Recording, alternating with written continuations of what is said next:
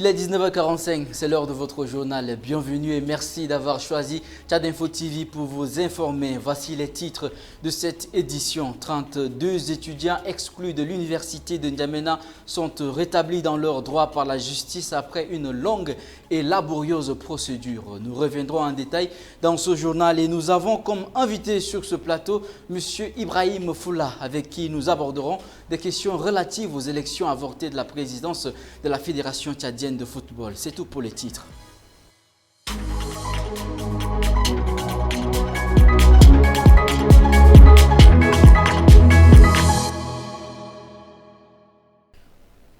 Mesdames et messieurs, bonsoir. Exclu depuis le mois d'août pour des troubles à l'université, ce 29 novembre, la justice a réintégré provisoirement les 32 étudiants bannis de l'université de N'Djamena dans leurs droits. Une décision qui intervient après une longue démarche. Rassem Mordim, Leila et Krios Boyon. Depuis sa radiation de l'université il y a 3 mois, c'est aujourd'hui que Majitolou Jacques Jusselin franchit la porte de l'université. Lui et 31 autres étudiants ont été exclus, suspendus, blâmés par l'université de N'Djamena au mois d'août dernier pour des troubles occasionnés par un mouvement d'humeur contre le bureau de l'UNED section de N'Djamena dont le mandat est arrivé à terme. Mais aujourd'hui, le tribunal de grande instance de N'Djamena suspend les effets de la décision de l'université. Une décision qui intervient après une longue lutte. Désormais, ils pourront reprendre le chemin des amphithéâtres. Nous nous sommes sentis en situation d'injustice parce que c'est une situation d'injustice. Nous n'avons pas perturbé dans un premier temps l'ordre de l'université, la perturbation des cours, mais nous avons émis le vœu de réparer le désordre qui s'engraine au sein de notre union, que l'Union nationale des étudiants tchadiens, UNED section de N'Djamena. Le juge a pris la décision de nous réintégrer par ordonnance. Sur l'ordonnance, a été clairement dit, c'est exécutoire sur minute avant enregistrement. C'est exécutoire 6 minutes avant l'enregistrement. Donc du coup, on est déjà libre de venir faire cours en attendant s'ils vont faire appel ou pas. Ces étudiants font partie des rares à être bannis puis réhabilités. L'interminable crise éducative qui sévit depuis plus d'1 mois connaît des rebondissements. Le ministère de l'Éducation passe à la vitesse supérieure et décide du remplacement des enseignants qui ne se présenteront pas en classe. Mais le comité de crise du 7, lui, ne s'inquiète de rien. Suivez le reportage que vous propose Sanda Kabdana Krios Boyom, commenté par la voix de Ghislaine Alataron. Ce bras de fer n'aboutira à rien. Ce sont les mots du président du comité de crise du syndicat des enseignants du Tchad, suite à la sortie du secrétaire général du ministère de l'Éducation devant les chefs d'établissement ce lundi 4 décembre. Alors qu'il appelait à une reprise effective, le constat dans les établissements montrait le contraire. La reprise n'est pas effective. En réponse, le gouvernement adopte une position radicale. Je cite, « Il y en a ceux qui sont en train de revoir leur emploi du temps et de faire en sorte que là où ils sont sûrs que ces enseignants sont les caciques du comité de crise et ne viennent pas, eh bien qu'ils prennent leur emploi du temps et ils les donnent à d'autres pour pouvoir combler ce trou-là. » Fin de citation. Pour le comité de crise du 7, cette décision n'est qu'une intimidation de plus.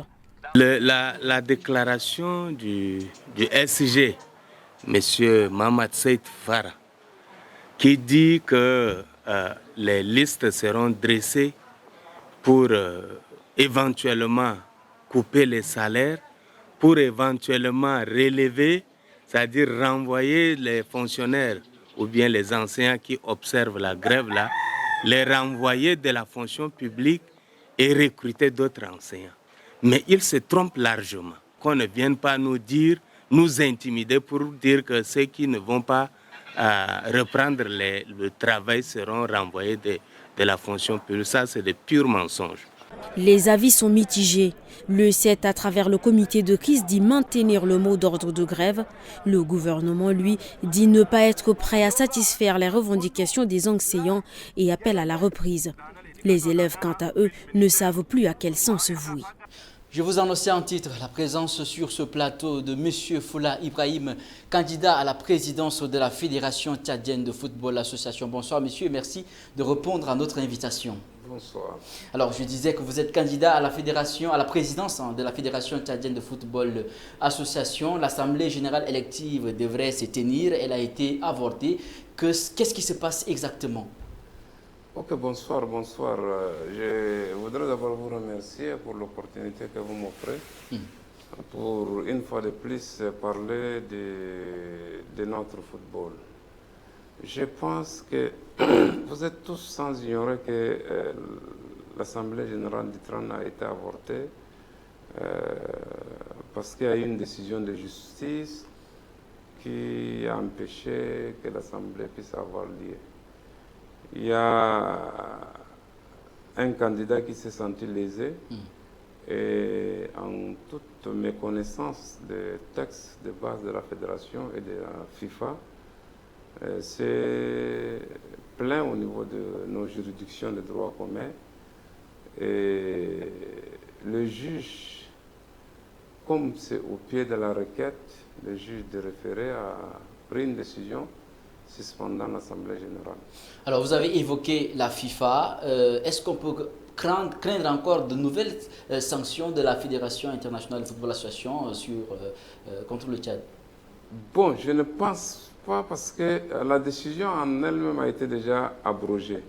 Donc le juge a annulé sa décision le même jour, le jeudi, mais sauf qu'il n'y avait pas le temps pour que le juge puisse rédiger la décision en question. Ce qui a fait que le délai était passé et la FIFA a estimé qu'il y a eu une ingérence et puis elle est partie. Maintenant, qu'il y a sanction ou bien ils vont prendre sanction ou pas, ça je ne sais pas beaucoup. Je ne suis pas dans les secrets de délibération de la FIFA, mais tout ce que j'ai fait, tout ce que je sais, c'est qu'il n'y a pas eu ingérence de manière criarde du gouvernement, parce que le gouvernement a soutenu. Le ministre, à travers sa lettre, a été très clair. Donc je pense qu'il n'y a pas eu ingérence. La volonté du gouvernement a été manifeste pour que l'Assemblée puisse avoir lieu. Même si ça n'a pas eu lieu, comme je l'ai dit au départ, c'est que c'est une personne qui ne maîtrise pas un peu les textes et il nous a amené à cette situation.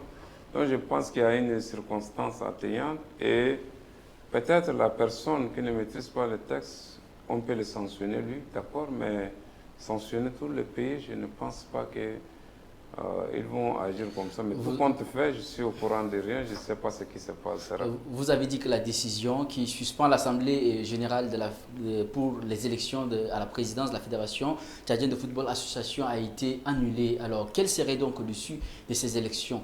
Bon, vous savez qu'à la date de 30, à 0 heure, il y a déjà un vide normalement juridique. Donc aujourd'hui, normalement, le CONOR n'existe plus. Et il n'y a que le secrétaire général, normalement, qui doit assurer la gestion courante de la fédération. Maintenant, la FIFA, ils sont répartis. Ils vont normalement présenter les dossiers au conseil de la FIFA. Maintenant, entre-temps, peut-être ils vont prendre des décisions. Ça dépendra des rapports des membres de la FIFA qui ont été sur le terrain, ce qu'ils ont constaté, et ça dépendra vraiment de leur rapport, et cela orientera la décision que le Conseil va prendre. Une autre actualité est relative à votre arrestation par les services de renseignement généraux. Il paraît que vous avez été arrêté et détenu par les services de renseignement, ensuite relâché depuis hier. Est-ce que vous confirmez ces informations? Non, je pense qu'il y a beaucoup de choses qui... Malgré que j'ai dit que les élections sont finies, on doit passer à autre chose parce que cette période est normalement, à mon avis, finie. Mais c'est comme s'il y a des individus qui pensent que cette situation va leur profiter. Ils sont en train de tirer du fait de tout voir, ils disent des choses qui ne sont pas vraies. Donc vous n'avez pas été arrêté? Pourquoi les services de renseignement doivent m'arrêter? Les services de renseignement n'arrêtent que quand il y a des problèmes d'État. Les services de renseignement ne peuvent pas arrêter quelqu'un comme ça. Donc ce sont des informations fausses qui circulent. Je n'ai jamais été arrêté. Merci M. Foula, merci de répondre à notre invitation et surtout de répondre à notre question. Je rappelle que vous êtes candidat à la présidence de la Fédération tchadienne de football association. Merci, c'est à moi de vous remercier. Je remercie beaucoup ce que vous faites comme travail. Depuis ces laps de temps, vous avez déjà interviewé beaucoup des acteurs de football. Je salue votre travail, je vous remercie pour ce que vous faites. C'est une cause noble que vous faites. Merci, M. Foula. La Fédération de l'opposition crédible, FOG, appelle les Tchadiens à boycotter le référendum constitutionnel. Les autorités limitent la délivrance des passeports, constituent les informations phares que vous propose Nguena Ondom Sentia. Dans le cadre de la campagne référendaire, la Fédération de l'opposition crédible appelle l'ensemble du peuple tchadien à boycotter le référendum prévu pour le 17 décembre prochain. Pour la FOC dirigée par l'opposant Yaya Dilo, plusieurs raisons justifient cet appel au boycott. D'abord, il avance comme première raison l'absence du critère démocratique et du processus électoral juste et transparent.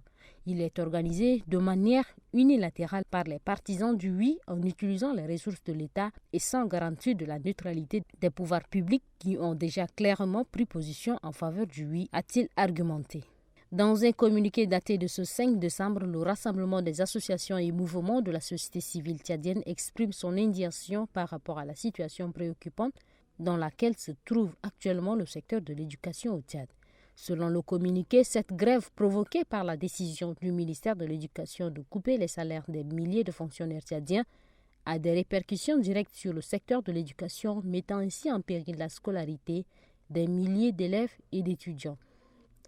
Le rassemblement interpelle le président de transition, le gouvernement et les conseillers nationaux à agir rapidement pour que les élèves et les étudiants reprennent le chemin de l'école et aussi la communauté internationale de ne pas fermer l'œil sur cette situation. Par un arrêté pris le 4 décembre, le ministre de la Sécurité publique Mamad Cherfadine Margui a annoncé la restriction de la délivrance des passeports ordinaires pour une période de 30 jours renouvelable. Cette mesure qui concerne tout le territoire national exclut les demandes des fonctionnaires ayant un ordre de mission dûment établi, des personnes malades nécessitant une évacuation sanitaire et les étudiants. À cet effet, 3 centres de délivrance sont ouverts exclusivement à N'Djamena, notamment dans le 2e, le 6e et 8e arrondissement. Pour superviser les opérations de ces centres, la cellule de coordination des services de police au sein de l'Agence nationale des titres sécurisés veillera sur les comités d'identification des populations qui seront mis en place. Trouver du travail à la fonction publique dans les institutions privées est un véritable calvaire pour les jeunes diplômés. Fatigués d'attendre l'État et les entreprises privées, ces jeunes se lancent dans l'entrepreneuriat. Notre équipe a fait un tour dans la ville pour les rencontrer. Leurs propos recueillis par Séverin Masnan et Krios Boyon. On ne vit que de l'entrepreneuriat, parce que c'est grâce à l'entrepreneuriat qu'on est en train de vivre maintenant. Je peux dire c'est grâce à l'entrepreneuriat qu'on fait développer notre pays aujourd'hui. Quand tu te prends en charge, tu crées quelque chose qui te suffit à toi-même. Mais quand tu travailles dans une institution quelconque, à la fin du mois, il faut attendre. Est-ce qu'on va te donner l'argent ou pas? Il faut attendre longtemps. Mais si c'est toi qui te prends en charge, alors les revenus là, tu utilises et tu sauras comment gérer. Moi, personnellement, je pense que l'entrepreneuriat a un avenir parce que quand tu entreprends, tu gagnes plus que ceux qui attendent de l'argent de l'État. Parce que là, déjà, toi, tu gagnes ton argent par jour. Et s'il faut essayer de garder cet argent jusqu'à la fin du mois, tu peux voir que ton économie dépasse les fonctionnaires de l'État et autres. Donc, c'est un peu ça. L'entrepreneuriat a un avenir du moment où c'est quand on met du sérieux, quand on est sérieux de soi-même, de ce qu'on fait, c'est quand on aime ce qu'on a entrepris, c'est-à-dire ça a de l'avenir. On ne peut pas rester à attendre. Tel que moi, je suis là, je suis un diplômé, je suis en instant d'intégration. Et ça fait plusieurs années déjà que je suis là sans intégration. Et je ne peux pas rester à attendre. Et c'est pourquoi je dis je ne peux pas rester bras croisés. Il me faut au moins quand même faire quelque chose pour me prendre en charge. Créé en 2018, le Centre INTEC du Tchad, fruit du partenariat entre l'Ordre des experts comptables tchadiens et l'Institut national des techniques économiques et comptables de Paris, prépare le premier candidat tchadien au diplôme d'expert comptable. Ce dernier a soutenu son mémoire en vue de l'obtention du diplôme supérieur de gestion et comptabilité au terme d'une formation à distance. Le film de Bekoutou Junior et Aliou Badaratiam. Ça y est. Après 2 ans de formation, Mohamed Mouktar Abdelmoumin soutient, en dépit des difficultés, son mémoire en vue de l'obtention du diplôme supérieur de gestion et de comptabilité grâce à son thème de recherche qui porte sur évaluation des risques inhérents à l'exhaustivité du chiffre d'affaires d'import sec, cas de la Société des manufactures du Tchad. On était confronté à beaucoup de difficultés, notamment sur la partie littérature. Il n'y a pas assez de bibliothèques, il n'y a pas assez de personnes ressources pour encadrer notre travail et tout ça. Mais malgré cela, on a essayé de tenir. Et le résultat modeste qui sont l'a présenté, c'est un sentiment de soulagement. En sa qualité de membre de l'Ordre des experts comptables du Tchad, cet encadreur qui fait partie de l'équipe du jury est loin d'être déçu. La présentation de l'étudiant a été faite, voilà, il a été brillant. Dans l'ensemble, les choses se sont bien déroulées. Voilà. Et surtout que c'est le tout premier candidat tchadien en fait, au diplôme d'expertise comptable pour la section de N'Djamena.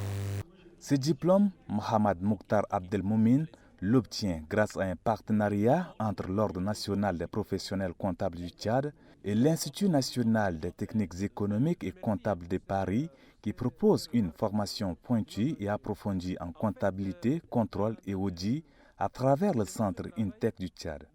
Ce centre prépare au diplôme de gestion et de comptabilité, licence comptabilité, contrôle et audit, diplôme supérieur de gestion et de comptabilité, master comptabilité, contrôle et audit et enfin diplôme d'expertise comptable.